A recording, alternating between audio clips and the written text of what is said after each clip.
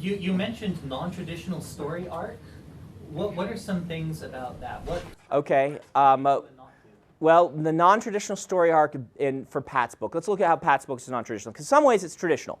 Young orphan who studies and learns magic and power. This is a classic story trope. The non-traditional method of it is changing viewpoint or tenses. Starts in past tense, moves to first person, or third person omniscient or limited, and then moves to first. Right? That's a non-standard sort of thing. Any of these non-standard things, they are both awesome to separate your book from everything else, but also increase the kind of eyebrow raise that it gets both from readers and from editors, because they're like, can they pull this off? Does that make sense? How that would be, they can both be the coolest thing about your book and the thing holding it back. Elantris being 250,000 words was that. They look at it and they're like, great writers can pull off a 250,000 word book. You're nobody. You probably can't. It's not maybe right of us to all think that, but it's how we do. So he did that, viewpoint shifts. He does not have a climax really to his book.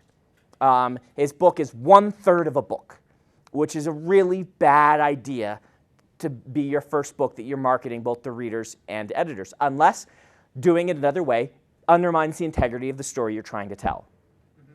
So not giving us a full book is another one of those things. It was too long, but it was fantastically written, and it was interesting, and it was charming, and it had all these things going for it as well. You write the book you want to write, be aware of what's holding it back.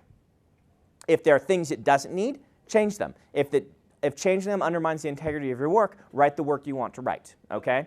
But I want you to be aware of these things. That's why it's, being able to say to an editor, this is a standalone book with sequel potential is the better thing to be able to say. If your book is not that, don't lie. Pat Rothfuss's book is not a standalone book with sequel potential. This is the first of a trilogy. It is. It ends in the middle. And, you don't want to lie, but it is a check mark against it. Okay, thank you. All right. Yes. I've been really interested in collaborative fiction lately. Okay. For example, Terry Pratchett and Stephen Baxter's Lover. Okay. What are your opinions on that? Does it work? It certainly works for some people. Okay. A couple considerations. It's a good question to ask because it's not something I have in my standard list of things to talk to you guys about. But everyone I've talked to who does it says that it is not half as hard. You don't put 50% each in. You usually end up putting like 85% in each. So it's a lot more work to collaborate. Okay? Some people are natural collaborators and some people are awful collaborators. And you won't know what you are until you try it. I warn against doing it as a new writer just because so many new writers I know have tried to collaborate with someone who is not as aggressively interested in doing the writing. And it kills the story because you finish your chapters, they don't finish theirs. And then where do you go? However, some tips that I've heard Eric Flint give. He does a lot of collaborative writing. What he does is he says, number one, divide the work first, all right? Okay? And there are two basic ways to divide the work. One, you break it by viewpoint. All right? You both collaborate on a story and an outline. You come up with it together, and then you say, you're going to write this character, and I'm going to write this character. And the less they interact with each other, probably the better. So it's like, this viewpoint cluster here and this viewpoint cluster here. You're going to do this one, I'm going to do that one, or whatever it is, Maybe you've got 4, and you're going to take this one, and I'm going to take this, whatever. You just divide it out however you want to do it, but try and give each person their own scope to write with. The other thing, and this is honestly the way that almost all collaborations I know of work, Tracy and Margaret said this is how they work. Eric, this is the way that he does most of it, is one person comes up with the outline and the world building and all of that stuff. That looks like a cue. and then the other person does the writing. Because I was thinking about how having collaborative writing, Mhm. people writing, might end up with such contrasting styles Yes. in writing that it would be jarring. And if you did two different viewpoints of two very different characters, that could actually be an advantage because the characters feel so distinctive. However, it could also be jarring. And so this is how most of it is done.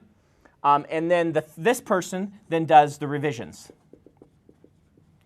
And usually, in most cases, this person is doing a little bit more work, maybe, depending, but it kind of balances out. A lot of times, you know, when it's the veteran author and the new writer relationship, that happens a lot with Eric Flint. Eric comes out with the outline and the world building, gives it to the new writer who writes the book, and then Eric does the draft of it. This is kind of how Bain approaches a lot of things. That sounds like it could work better because back in high school I wrote like the viewpoint void collaborative fiction with her, but we like took turns like after every few paragraphs we'd switch off the characters. And that's just hard to rewrite, so it's really consistent from like one viewpoint for a chapter or two or something like that. One thing that has happened that's kind of interesting, that if you like collaborative fiction should be fun to you, is Malazan. Has anyone read Malazan? Stephen Erickson. Have you read the other Malazan books not written by Stephen Erickson? They world built this together, apparently, he and someone else, and they both, to make a role-playing game, and they both had a handshake on, both of us can write in this world.